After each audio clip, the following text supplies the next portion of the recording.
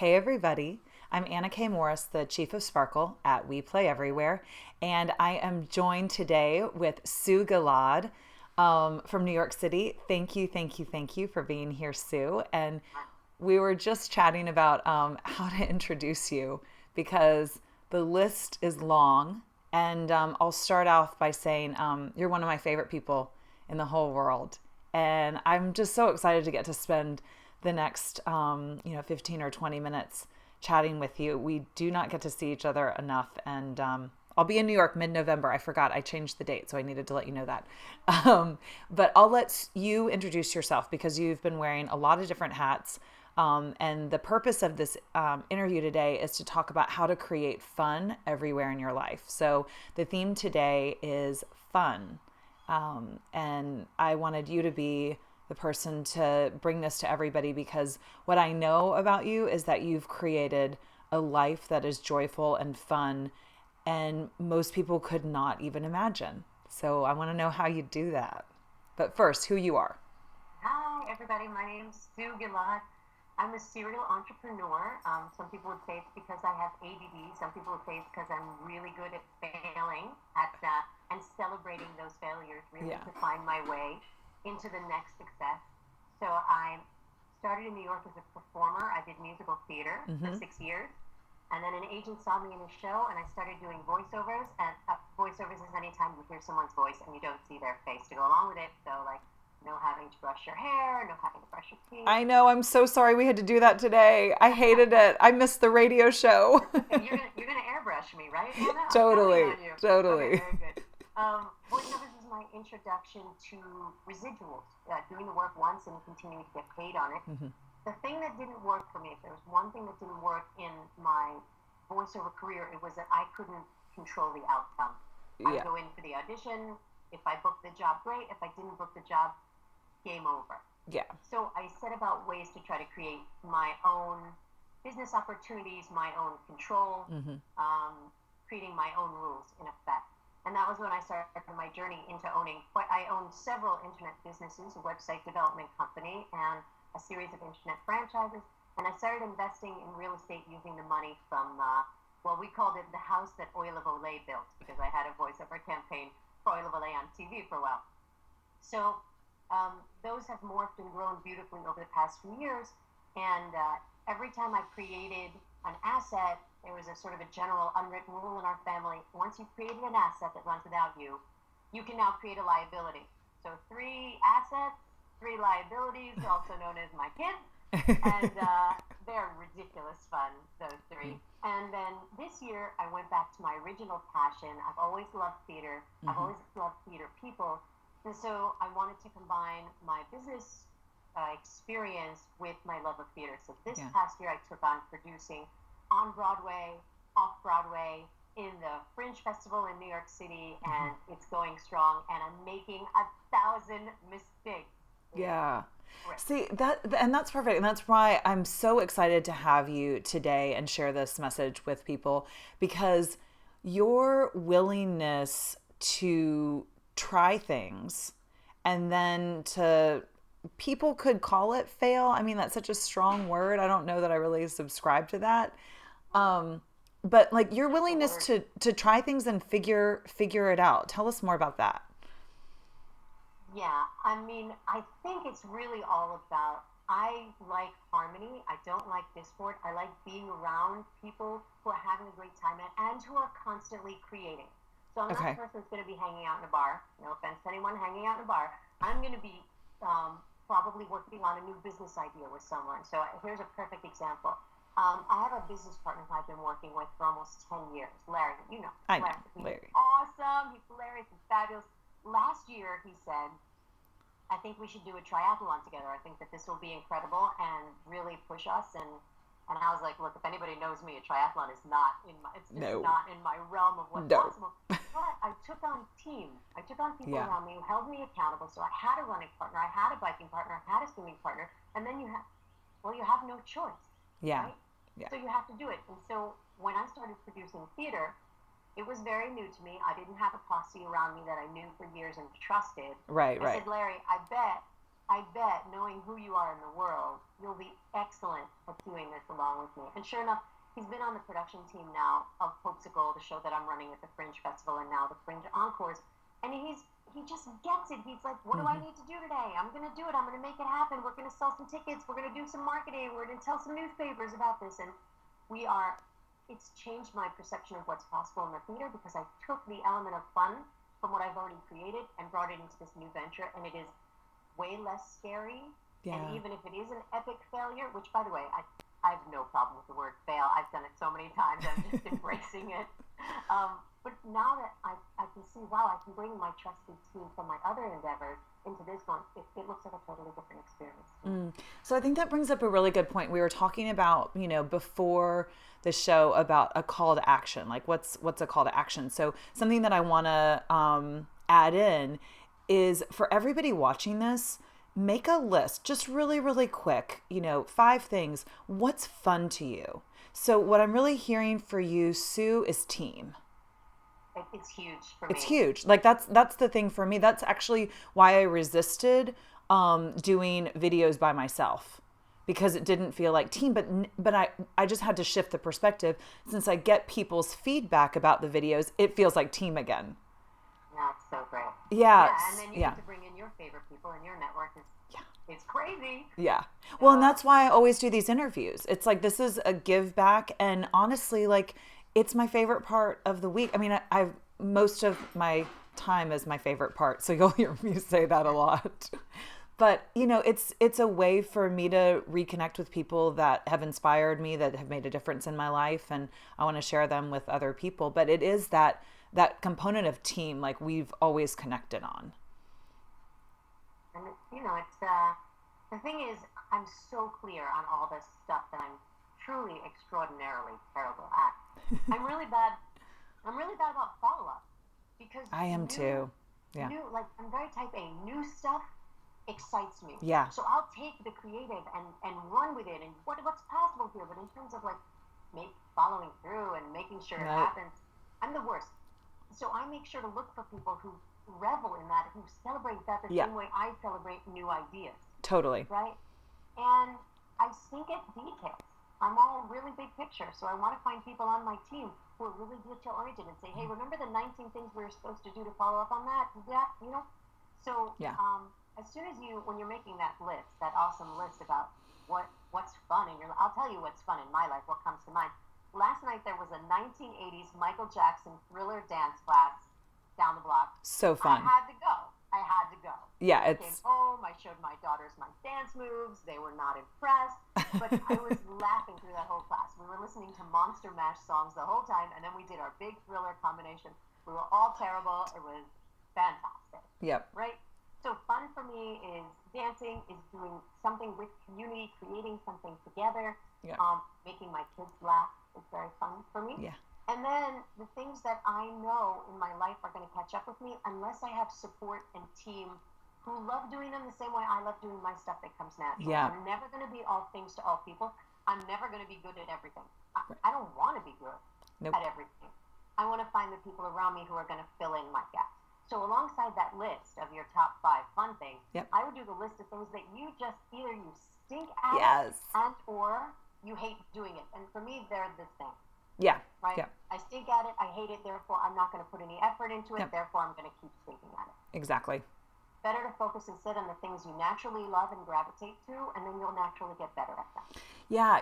And I think that we've talked about this before, and you're very aware of your strengths and weaknesses. I want to offer for people listening or watching Strength Finder 2.0. Have you heard of that, Sue? It's like oh my God, it's so much fun. So you take this, questionnaire, and it's a big deal. It's Strength Finder 2.0.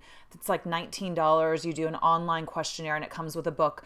But what's so cool is that they used to give you, back the 1.0 version, they gave you a list of your strengths down to your weaknesses. And what they saw is that people would pay attention to their weaknesses and then try to get better at them. And so they stopped it. And the 2.0 is the version where they only give you your top 5 strengths, because it's pointless to get better at your weaknesses it's much more advantageous and a better use of everybody's time to focus on what you're good at and find other people to partner with the things that you're bad at.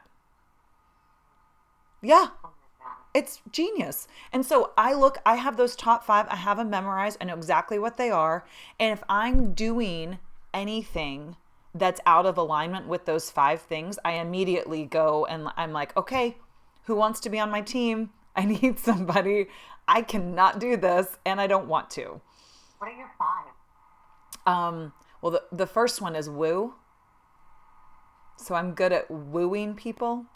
Oh, like wooing, like come marry me, or like woo, like I'm cheering you on. You're crossing the finish line. No, I'm good at a cocktail party and like a wooing. You know, yeah, Yes, yeah, woo. absolutely. First date. Yeah. Oh, I was killer at first date. Second date, third date, not so interested. First one, loved. What is that? Wait, pretty from far, far from pretty, right? When you meet someone initially, you're like, they're great, and then you go on a second date, you're like, oh no. Oh, I've done that. Yeah, many times. Mm-hmm. My little sister just texted me 2 days ago. Happy anniversary. Today is the 20th anniversary of the first date that you and your husband had. And That's awesome. Like, how do you?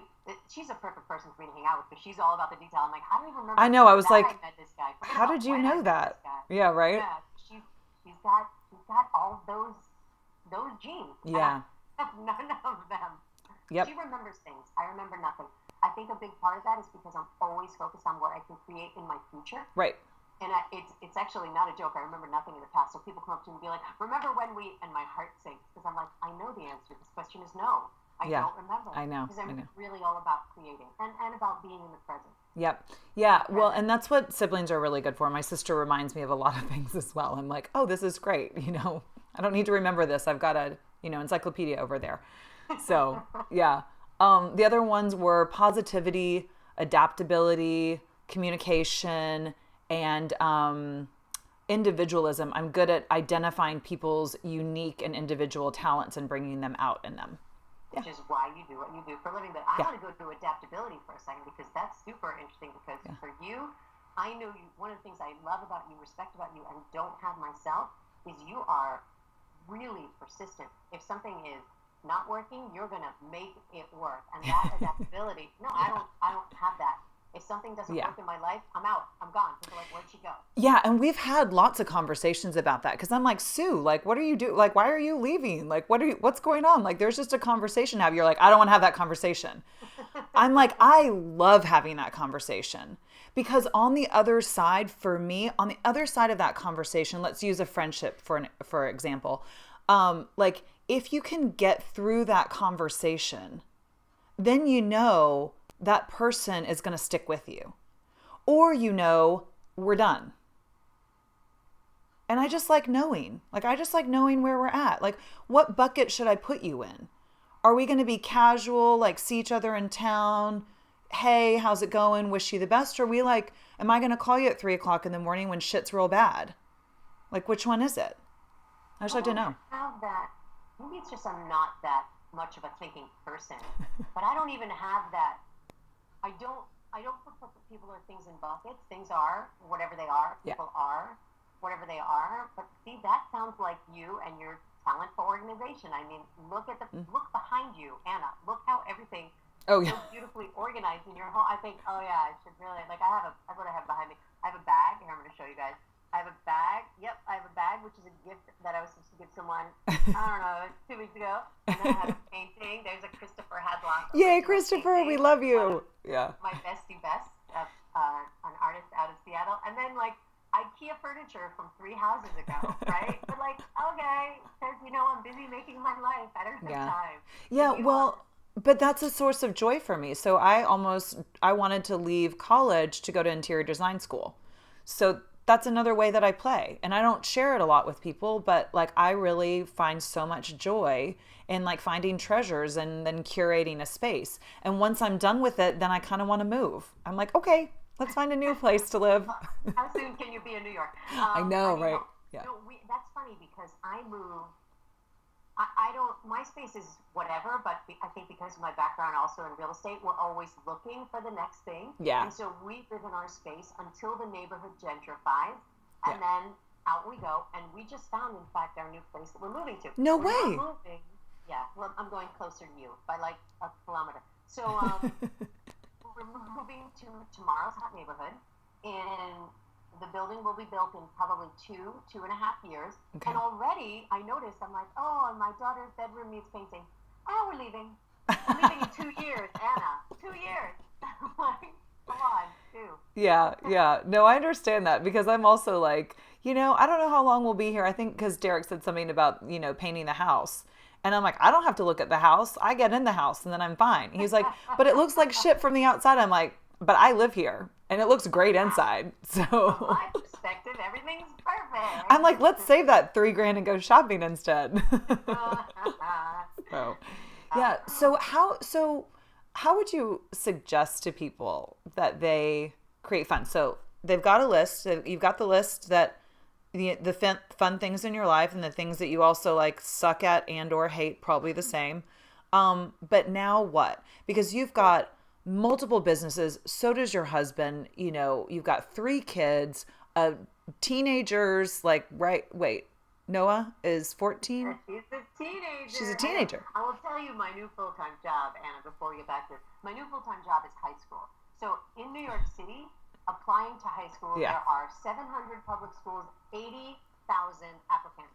And every mother over the past year who's got kids older than me have warned me, you better arrange your life. This is your full-time job.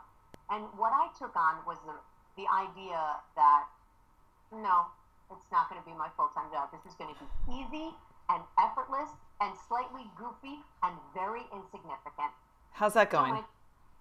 So my daughter and I decided, out of the 9 kajillion schools in New York City, we are applying to 3. Okay. We're applying to 3 schools so we can really focus. Yeah, And, I like each that. school is an 11-part application. So we had an interview at one school last week, interviewed another school yesterday. Tonight, we're going to an open house for our 3rd school. I'm totally committed to be done with all this by November 1st. And then I love we can it. wait and see if she gets it anywhere. And if not, we're moving to Houston. Get ready. Yeah, we'll take you. We'll homeschool her. Live on a boat. But so the first thing I want everybody to get, and that took a long time for me to get, is there will be upsets and interruptions in your life. Yeah. So high school applications is a huge amount of time in learning which schools and narrowing down which schools and building relationships with the admissions directors and the director of the school so they know who my kid is and they know who I am.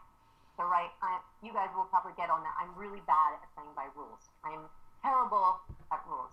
When I was doing voiceovers, I would go into the audition room and my day job was I was a secret shopper, so I would say to the casting director, hey, listen, I have this secret shopper lunch down the block. I have to bring a friend with me. We have to have a drink at the bar. We have to have dessert and a whole meal. It's paid for by the company. My friend got sick. Can you come? Right? So this is the way that I would make friends with the casting directors, and in that way they would, sometimes call me for a job that didn't need an audition, right? Yeah. I knew that I didn't have the best voice. I knew that I didn't have the greatest interpretation when I was reading the copy. I knew the only way that I would get the job is to be friends. So this Was is to my what? strength, to become friends. Yeah. Yeah. Right? That's my strength, and that's what I'll play to. Because I'm never going to be the best anything. And even if my kid is the best anything, let me at least set her up so that the school knows I'm going to be a very involved parent. You're not just getting this incredible kid, who in my humble opinion is an incredible kid. Yeah. You're also getting a family that's going to come along and bring our gifts to the school. Yeah. Right? But so what I want to say to anybody who's thinking about fun is first look at what's not working in your life. When you look first at what's not working, you can put the fun back in. So something that has not been working for me for a really long time is I have this awesome sugar addiction. I love my sugar addiction. I hate my sugar addiction. So how do I temper it? I temper it by going to Michael Jackson dance class. Right? Yes, that's the thing. We should have the same sugar addiction. And I've thought for the longest time, like, I really need to kick it. In fact, just walking the dog earlier, I was like, I've got to go and do Whole30. I've got to clean out the sugar, da da da da da. And then I was like, that's bullshit. I just don't ever want to do that. I think I'll just make sure I work out every day. There you go. Yeah. And also, I think a big part of that is choosing to be happy. Yeah. So you can choose how you look at any situation. So I've had some challenges over the past few months, but I refuse to them be the thing that runs my show. Yeah. Right? What runs my show is I'm going to have a great time. My kids are healthy. What? My favorite person is the person I married, right? So there's a lot of incredible good stuff in my life, and choosing to recognize that and focus on that and be in that, I think is a huge element to being healthy. So I'll take sugar every day alongside my well-balanced, fulfilled life. Yeah, I love that. So, we were talking about another call to action, and we're going to have to wrap it up because I want to make sure that people get this, like I said to you, that it's cheap and fast. I'm cheap and fast. Yeah, because you and I are both not cheap or fast, but we are at We Play Everywhere. Is that's actually why I have We Play Everywhere, is because I want to further this conversation. And for $28 a month, people can have community coaching to keep the fun and keep putting it in the areas that aren't working. So I would love for you guys to become members. You just hit the membership tab on weplayeverywhere.com. It's $28 a month. Yes. Join, hang out with Anna Couple and Morris. What could be better? And you, and you, and you. Yeah. Well, Sue, I love you. Thank you. Thanks for giving us your time. I know that you got stuff going on. Are you there? I'm here. Okay. Thank you, thank you, thank you. I love you. You're welcome. I love you too. Thank you for this. Bye. Bye.